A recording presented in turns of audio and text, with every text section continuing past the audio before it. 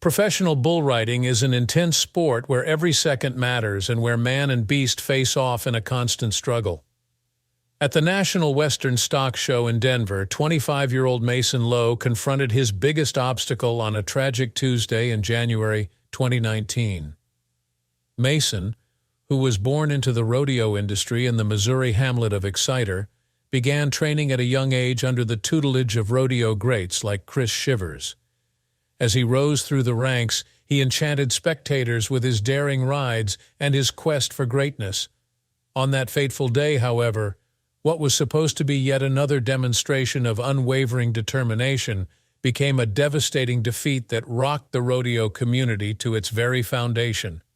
Mason Lowe's story is one of exhilarating escapades, heroic last ride, and lasting impact in the brutal sport of bull riding. Come explore it with us. Stacy Lowe and Melissa Reed moved to Exciter from Springfield, Missouri, after having Mason on September 12, 1993. Because rodeo was so popular there, the town, which had less than 800 people, was dubbed Cowboy Corner. We may assume that Mason was born into the rodeoing family tradition since both of his parents were competitors. Mason, unsurprisingly, spent his childhood pillion riding on the family farm. From the time he was a toddler, bull riding piqued his curiosity. According to reports, he began riding the milk calves on his family's farm at the tender age of 3. He reminisced about how, "We used to go out there and feed him, and my dad would stick me on the back of them and let me ride them. I just thought it was fun." It was obviously a lot of fun, since he quickly moved on to steering. Without diminishing the intensity of young Mason's feelings, the tiny hamlet offered no other entertainment options. Becoming a professional football, baseball, or basketball player wasn't something that happened very often. Every child is encouraged to focus on what they do well, and Mason was no exception. He was aware of his own strengths. He started performing it at the tender age of 3. Even as a young boy, he looked up to professional bull rider Chris Shivers and began watching his shows. Shivers became a professional bull rider in 1997 and went on to win the world title twice. Mason, unsurprisingly, became involved with junior rodeos. The young man chose to compete in amateur bull riding instead of high school rodeos since he was so excellent. As a 15-year-old, Mason was already competing all across the Midwest. Because of his superior talent, Mason had obviously moved quite fast. He frequently apologized for not participating throughout high school and admitted that he sometimes wished he had. Having said that, he did feel more prepared for professional tours after participating in the amateur events. He became one of the sport's most promising young players after turning professional at the age of 18. According to many who knew him, Mason was a bull rider who sought out the most aggressive and dangerous bulls he could find because he couldn't find delight in anything less than giving it his all. His story begins in 2011 when he competed in his first PBR event in Arkansas. By 2015, he had worked his way up to full-time status on the PBR's premier circuit and had qualified for the PBR World Finals 3 years in a row. He finished his first season rated 164th in the world for bull riders. When asked about his finest tour year thus far, Mason said, "It's pretty awesome. It's been kind of a dream, so I've been kind of rolling with it." However, he did have a minor wrist injury that summer when he was still in the midst of his recovery. His reputation as a promising young rider who could challenge the more seasoned riders was well-deserved as he began his second season. In order to avoid injury, Mason spent the winter in California and was unable to compete. In February 2017, he made a triumphant comeback to his home state of Missouri at the Sprint Center. He was the world's number 12 finisher at this point. After that, he went back to Springfield to compete in the annual Professional Bull Riders event in his hometown. Mason finished the Iron Cowboy competition in Arlington, Texas's Eitan DT Stadium in 14th place. With a ride score of 90.75 points, Mason became the second rider in competition to accomplish smooth operator, and he rose to the 9th spot in the global standings. A minor injury he sustained on a completed ride left him hobbling for a little in early June, but it didn't derail his plans to compete. Surprisingly, he proved his ability once again by winning his second ride in the two-round competition in the 14th J.W. Hart Professional Bull Riders Challenge with another 8-second stay. His accomplishment propelled him to the 11th spot in the world, and he ended the season with almost $100,000 in earnings. However, things changed at the beginning of the subsequent season. With his subsequent decline, Mason was now ranked 14th.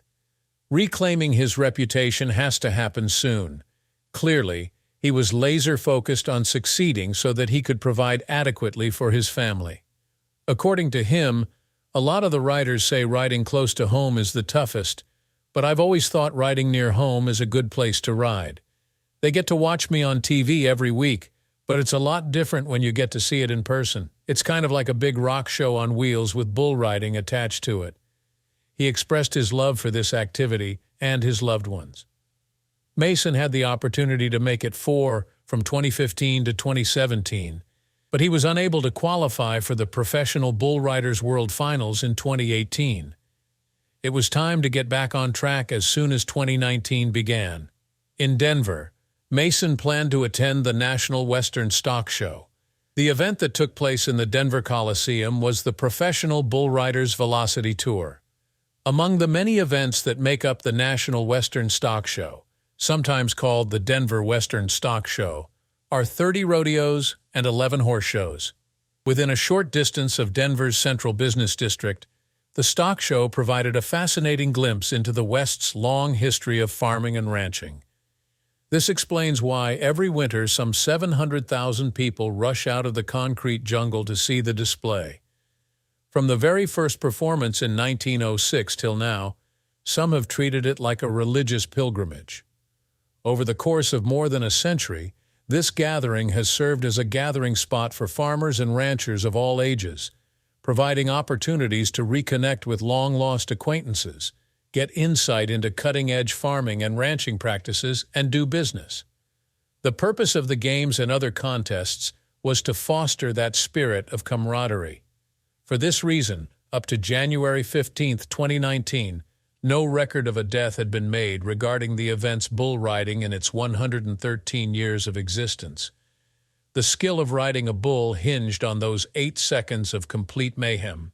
Sitting on 1,500 pounds of furious muscle while holding the bull's rope with one hand was no easy feat for the rider. When the bull's shoulder exits the chute and breaks the gate's plane, the timer starts. The rider must stay atop the bull and must not lean on it or onto anything with their free hand. When any portion of the rider's body contacts the ground or the bull, the timer will stop running. You won't earn any points until you can remain there for the entire 8 seconds. Being able to stay on the bull for the entire 8 seconds is a qualification requirement. The bull will do all it can to get you off its back, but how much control you have and how skilled you are will determine the outcome. Mason, who was 18th in the world before he came to the stock show, was unfazed by his recent drop in the rankings. He made the following comment: "The way I was taught, don't give up if you're hurting a little bit, just keep going at it and hopefully it'll fade away." He went on to say that the secret to his success had been learning to not think and to keep his mind clean. Furthermore, he emphasized the need of maintaining this mindset at all times when he was in the bull's enclosure prior to the gate opening and the ride commencing. According to Mason's riding philosophy, you can't really think about it when you're out there. Once you start thinking about what the bull's going to do next, that's when you're a second too late. This mindset was essential in a sport like bull riding, where the most important thing was to stay in the moment for 8 seconds. In Denver, when the time came for the drawings, Mason was the lucky recipient of the bull called Hard Times.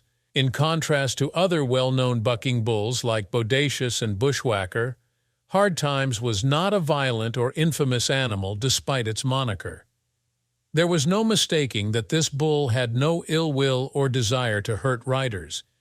It had taken part in almost 30 contests without incident. Hard Times weighed more than a ton, yet he was also powerful and agile. The natural want to buck off their riders was there, as it was with every other bucking bull in the arena, the second the chute opened and they felt the weight of a human on their back. Mason participated in this dance on several occasions, each time emerging triumphant and clapping his hands. On other occasions, he had been defeated by the beast after touching the ground before the 8-second mark. With his head lowered, he had already analyzed his failures and determined the best course of action to defeat the beast. On this ill-fated Tuesday, 25-year-old Mason suited up in his protective gear and prepared to defeat hard times, perched on the combination of strong muscles, sturdy bones, and thick skin. As soon as he was prepared, the gate opened. The stadium was filled with the cries of the spectators as hard times burst into the scene, kicking and bucking with abandon. However, Mason remained resolute, his gloved hand firmly grasping the bull rope. Although this was not his first rodeo, he frequently displayed the same intense intensity at the start of each new bout. The enormous hard times kept bucking and gyrating beneath him, and every second felt like an hour. He and the bull were engaged in a fierce battle, and the audience was enthralled to the point of yelling. Whether it was applause or boos, Mason and Hard Times wouldn't have cared. This struggle for supremacy had them both engrossed. The seconds ticked by, and Hard Times jerked abruptly with a powerful buck, sending Mason soaring into the air. Attempting to reach out and grasp a handful of fur while in the air, Mason's hand felt nothing. Sadly, Hard Times was not yet bucking. Mason fought to maintain his position, but the bull eventually dragged him down. The bull's left hind hoof hit his chest as he fell unguarded at the spot where the hooves were about to descend. The onlookers, who had been yelling their heads off, were taken aback by the abrupt change of plans.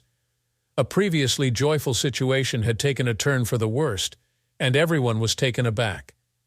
As soon as Mason got to his feet, he attempted to walk, but his leg gave out from under him, and he collapsed to the ground. Because nothing like this had ever happened before, everyone began to freak out.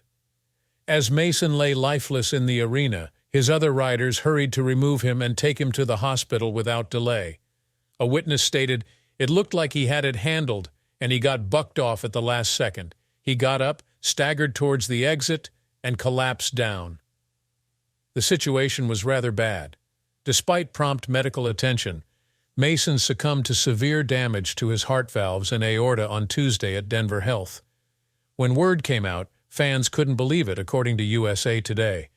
The news of Mason's death could hardly be real, as they had only seen him seated aboard Hard Times prepared to depart the chute a few hours earlier. However, in an official statement, Professional Bull Riders CEO Shane Gleon said, "The loss of Mason is devastating to us all. Our thoughts, prayers, and deepest condolences are with his family and wife, Abby. Right now, we're focusing on easing their pain and supporting them during this very difficult time." It was confirmed that Mason Lowe had passed away. His wife, Abby, their dog Gator, and other relatives were left behind.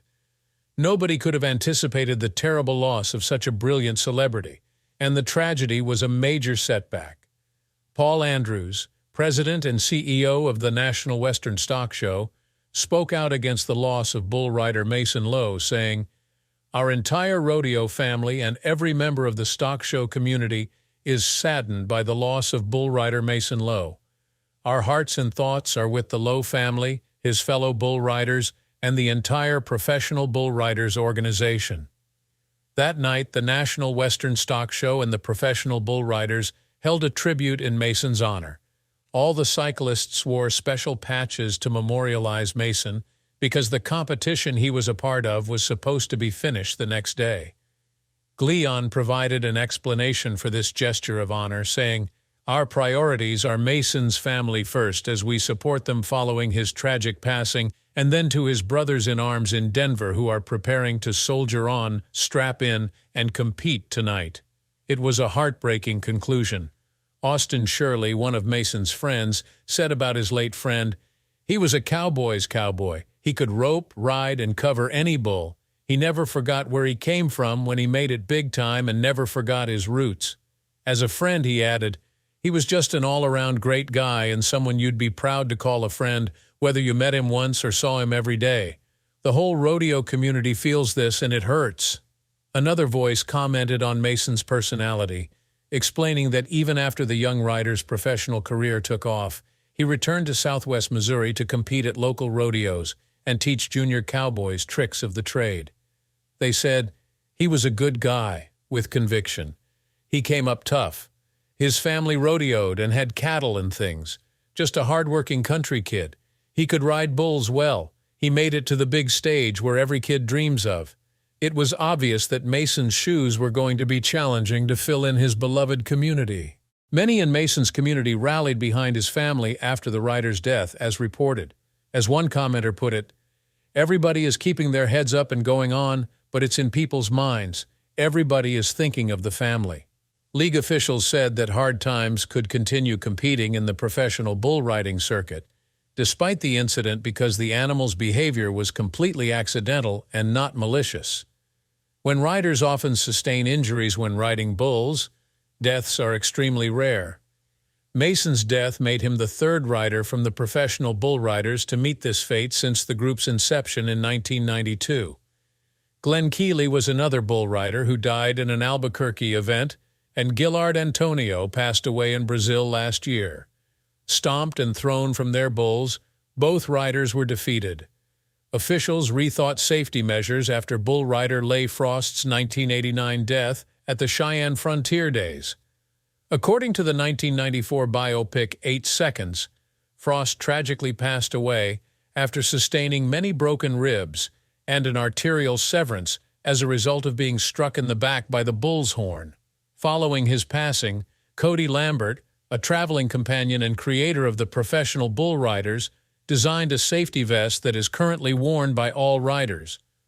A lot of people have compared the vest to a bulletproof vest because of its segmented design, while others have even gone so far as to call it horn-proof because of how it spreads out the force of an impact. Every bull rider competing in a professional bull riding event is required under the Rider Safety Guide to wear a safety vest. Helmets are mandatory for bull riders under the age of 18, defined as those born after 1994. Another significant change from the 80s and 90s. Comment Ed, a former bull rider, stated, "Breaking ribs was super common in my day. Since Frost's death, it's way less prevalent. It's pretty freaky. There are close calls. Everyone in the sport has it in their mind that it's seriously dangerous, but it's very rare for someone to die." Gleon further added that bull riders are aware of the risks and dangers of their sport and eagerly accept them. According to him, following Mason's passing, the PBR issued a statement denying that the incident had led to any safety measures being taken by the riders. They insist that the Western sport, which has been called the most dangerous 8 seconds in sports, is actually rather risk-free. The professional bull riders looked into potential safety modifications following Mason's death, but spokesperson Andrew Gangola said the group decided the occurrence was an exception and didn't need to alter its current procedures. In other ways, though, the professional bull riders have paid tribute to Mason. They rechristened their St. Louis Premier Series event the Mason Lowe Memorial and instituted the Mason Lowe Award, which goes to the rider with the highest single ride score during the regular season of the Unleash the Beast series. The professional bull riders also established the Mason Lowe Memorial Scholarship to help fund students' rodeo, Western sports, or agricultural studies. The terrible conclusion of Mason Lowe's life is still felt by many in the professional bull riding community, but those who knew and loved him are thankful that he was able to live out his passions.